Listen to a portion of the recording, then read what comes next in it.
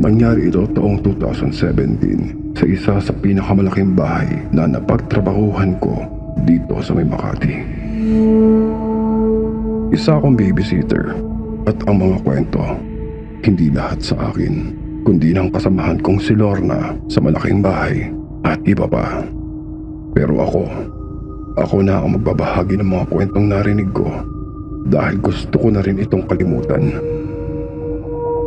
May mga gabi pa rin kasi akong napapahawak sa krus sa may dibdib ko, lalo na tuwing umuulan, labis akong kinakabahan. Si Ate Lorna, probinsyana, masipag, isa sa pinakamatagal na katulong ng isang pamilya. Tahimik pero may pagkakataong bigla siyang matitigilan, lalo na kapag gabi. Akala ko dati, baka lang dahil iniisip niya ang pamilya niya doon sa may Capiz. O baka dahil dinala niya dito sa may syudad, pati ang alaala ng kanilang lugar. Pero may mas malalim pa pala doon. Isang gabi, inutusan siya ng among babae na ilakad ang mga alagang aso. 3 ang aso nila, isang golden retriever, isang labrador, at isang askal na napakatalino at matapang. Madalas, sa malawak na hardin lamang sila umiikot, pero nung gabing yun, lumampas sila sa likod ng bahay kung saan ay mas madilim at mas mapuno. Habang inilalakad niya ang mga aso, bigla raw siyang nakaramdam ng malamig na simoy na parang hindi normal. Sumulyap ito sa may taas at sa gilid ng paningin niya, parang may anino na lumipad. Kwento niya pa sa akin kinabukasan. Ika niya, narinig ko ang hangin, parang may dumaan sa may itaas ko. Pero ang ikinagugulat ko, pati yung mga aso, napatingala din sila ng sabay-sabay. Pagkatapos nun, nag-umpisang kumahol na parang galit na galit. Yung askal pa, muntik nang makawala sa hawak na tali. Natakot si Ate Lorna, kaya minadali na niya ang mga aso sa pag-iihi at pagdumi. Nasa pagbalik niya sa likod ng mansyon, pinakawalan niya na ang mga alaga sa may dog area. Pero nung paalis na siya, biglang nagkahulan muli ang mga aso. Mas grabe kesa sa kanina. At yung isa sa mga aso, nakatakas sa may dog pen. Hinabol niya ito papunta sa may likuran ng bahay. At doon niya nakita ang isang bagay na hinding-hindi niya makalilimutan. Ika niya, pagtingala ko, may nakita akong babae. Buhaghag ang buhok. Nakaupo ito sa ibabaw ng malaking bintana sa ikalawang palapag. Nanginginig siya habang nakaupo. Nanlalaki ang mga mata. Kita ko pa habang unti-unting umiikot ang ulo ng babae. Hindi sa normal na paraan, kundi parang sobrang pagkakabali. At nang makita siyang nakatingin, bigla raw nitong inilabas ang kanyang dila. Mahaba, parang basang-basa ng laway. At parang may dugo.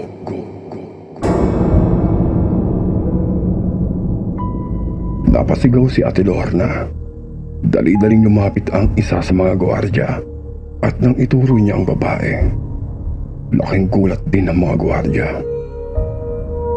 Hinugot nila ang kanilang mga baril at napasigaw na ang isa pa nga ay napamura at sinabing, "Bumaba ka dyan. Bumaba ka." Pero bago pa sila makalapit, bigla raw lumundag ang babae at nawala sa may dilim.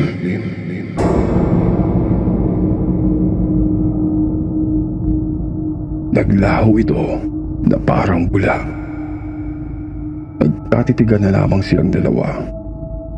Walang makapagsalita.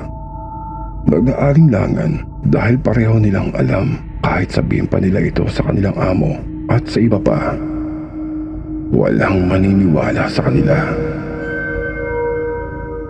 Na ang mas nagbigay pa sa akin ng kilabot ay nang sabihin ni Ate Lorna na ang bintanang kinatatayuan ng aswang ay ang alaga niya na nasa may 4 na taong gulang.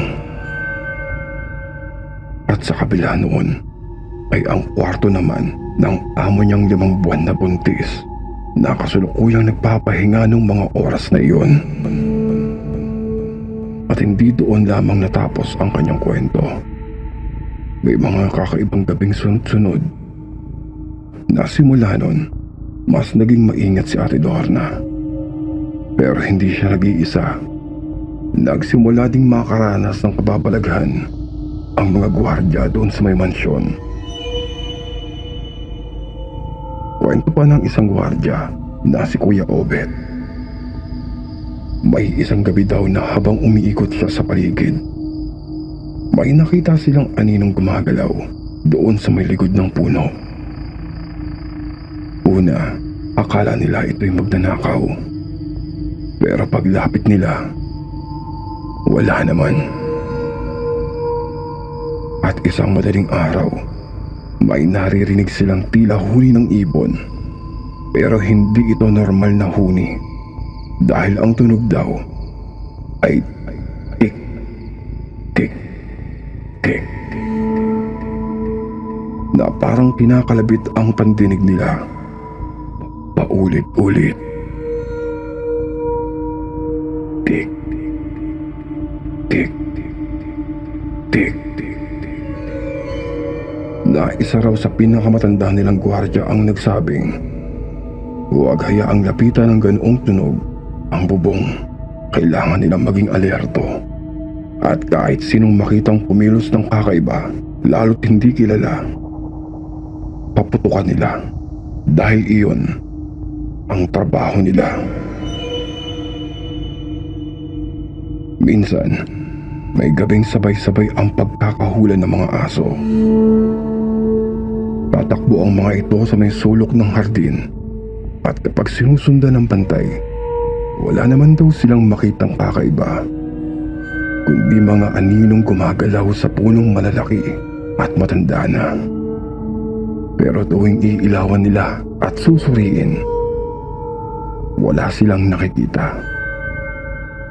Parang bigla daw nawawala, na parang bula. Isang linggo, habang naghihintay kami sa may basketball court, mayroon kasing event noon ng paglalaro ng mga alaga namin. Narinig namin ni Ate Lorna ang usapan ng mga tulad naming kasambahay na may pinag-uusapang kakaiba. Una, patawa-tawa lamang sila. Pero habang tumatagal, tila lumalalim ang mga tono ng bawat isa. Tanong pa ng isang kusinera na si Manang Nita, Lorna, ikaw ba yung narinig naming sumigaw noong makaraang gabi? Tumango si Ate Lorna at ikapa niya, oo ate, nakita ko talaga. Napatingin kami sa isa't isa. Tila may gustong ikwento rin ang bawat isa sa mga kasambahay. Inunahan na ito ni Manang Nita ang kanyang nakita. Ika nito, ako, isang madaling araw, nagising ako para maghanda na ng almusal. Habang hinihintay kong uminit ang mantika, napasilip ako dun sa may labas. Ilang segundo akong napatulala. Dahil may nakikita akong babae. Walang saplot. Nakayuko ito. Tapos ay may hinuhukay doon sa may damuhan. Paglapit daw niya sa may bintana para tignan itong muli, bigla itong tumayo, humarap sa kanya. Pero hindi niya maaninag maigi ang pagmumuka. Tumakbo na lamang daw si Manang Nita palabas ng kusina para isumbong ito sa gwardiya at hindi na muling lumingon pa. Pero ika naman ng mga gwardya ay walang anuman silang nakita na kakaiba sa lugar na sinasabi niya. Na ika naman ng isang kasambahay, may naikwento din daw si Kuya Leo. Driver ito sa may kabilang bahay. Isang mabait at palangiti. Madalas pa nga namin itong nakakabiruan. At ayon sa kwento niya, noong minsang galing ng airport ito nang ihatid ang kanyang amo. Pasado alas 2 na daw ito ng madaling araw at malapit na daw ito ng 1 kilometro. Nang mapadaan ito sa may kabilang kanto sa entrada ng aming executive village. Ika pa niya. Una pa lamang, parang may nagsasabi na sa akin na huwag akong magsha-shortcut. Pero kako, sa aking sarili, nandito na ako at mas malapit to. Yun nga lang, dito ay mas mapuno. Pero bigla itong napaapak sa may preno nang may nakita itong lumipad mula sa kanyang itaas. Akala pa nga daw niya ay baka kalapati lamang ito o uwak. Pero umiiling si Mang Leo dahil tila napakalaki naman ito para sa ganong kaliit na ibon. Dahil tunay ngang mas malaki ito. Ika pa ni Mang Leo, aabanti na daw sana ito. Pero nang silipin niya at tumingala ito doon sa may dashboard, nakita niya sa may itaas. Parang may anyo ng isang babae. May mahabang buhok at parang may malaking pakpak. Dito kinilabutan kaming lahat. Ika pa ni Mang Leo, sana daw ay imbento lamang ang kanyang nakita. Pero kinabukasan ding yun, nagkasakit ito. Hindi niya malaman kung bakit, na mabuti na lamang mabait ang kanyang amo at ipinatingin agad ito sa may doktor. Sumingit sa usapan si Mang Rudy na sinamahan ng kasambahay dahil 4 ang alaga nitong binabantayan. Ika niya habang pinupunasan pa ang kanyang noo. Ako naman, isang hapon, may napansin akong maraming patay. Mga patay na pusa at ibon doon sa kabilang panig na mataas na pader ng bahay. Hindi ito basta patay.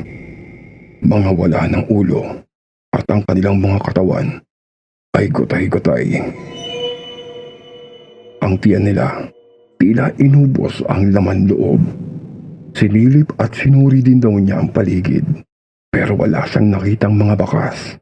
Nag-iisip ito ng maaaring dahilan dahil wala siyang maisip na maaaring gumawa nito tulad ng mabangis na hayop, lalo na sila ay nasa may sibilisadong lugar. Baka sa mukha namin ni Ate Lorna ang takot habang nakikinig pa kami sa mga kwento nila. Pagkaraan ng ilang linggo, mas lalong naging tahimik si Ate Lorna. Hindi na siya masyadong lumalabas ng gabi. At kung lumalakad man, kasama ang mga aso, palaging may kasamang gwardiya. Hanggang isang gabi, ginising akong muli ng kakaibang huni. Tik, tik, tik, tik, tik. Una ko agad naisip ay hanapin kung saan nakapwesto ang telepono ng bahay para sa anumang mangyayari. Bumangon ako, maingat, at mula sa kwarto ng alaga ko, tumungaw ako sa may bintana. At sa bubong ng kabilang wing ng malaking mansyon, may nakita akong anyo.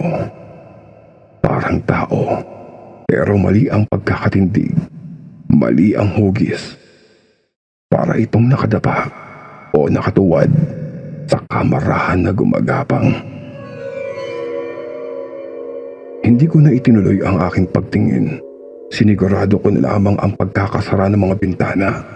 Hinawi ang makapal na kortina, saka humiga, yakap ang aking alagang bata. Nagdadasal ako at ipinikit ang aking mga mata. Kinabukasan, hindi pumasok si Ate Lorna.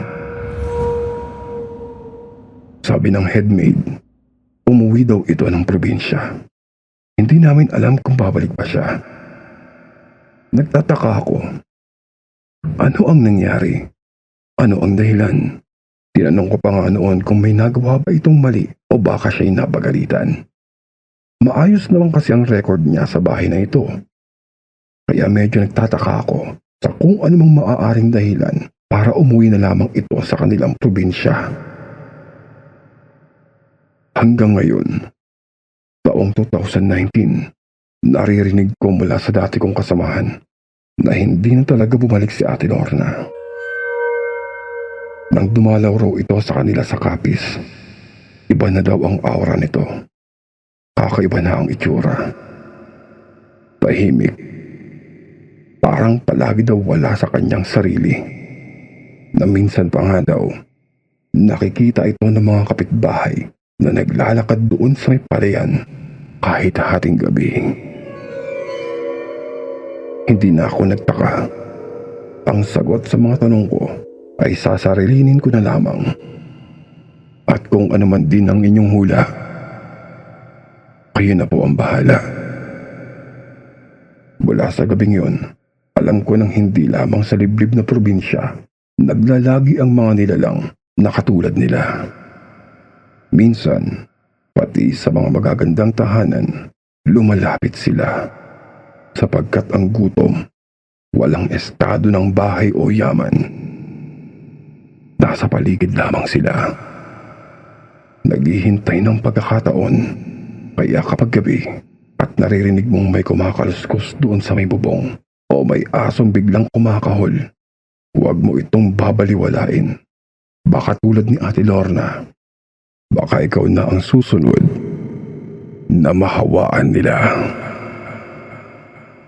Sa pagwawakas ng aking kwento, isang bagay ang malinaw. Ang mga nilalang ng ating mga alamat ay hindi lamang nananatili sa mga pahina ng kasaysayan o sa mga kwento ng matatanda. Minsan, sila'y nagpapakita sa mga lugar na hindi natin inaasahan. Sa gitna ng syudad, sa mga tahanang moderno, at sa mga oras na tayo'y pinakakomportable at kampante. Ang karanasan ni Ate Lorna ay paalala na ang ating paniniwala at takot ay may ugat sa mga tunay na pangyayari at obserbasyon. Ang mga kwento ng aswang ay maaaring simbolo ng ating mga pangamba sa hindi may paliwanag. Sa mga pagbabago sa paligid at sa mga taong hindi natin lubos na kilala. Sa huli, ang pinakamahalagang aral ay ang pagiging mapagmatiyag at maingat. Hindi masamang maniwala sa mga kwento ng ating kultura sapagkat ito'y bahagi ng ating pagkakakilanlan. Ngunit higit sa lahat, ang pag-iingat at paggalang sa ating kapwa, lalo na sa mga hindi nakikita, ay ang susi sa ating kaligtasan.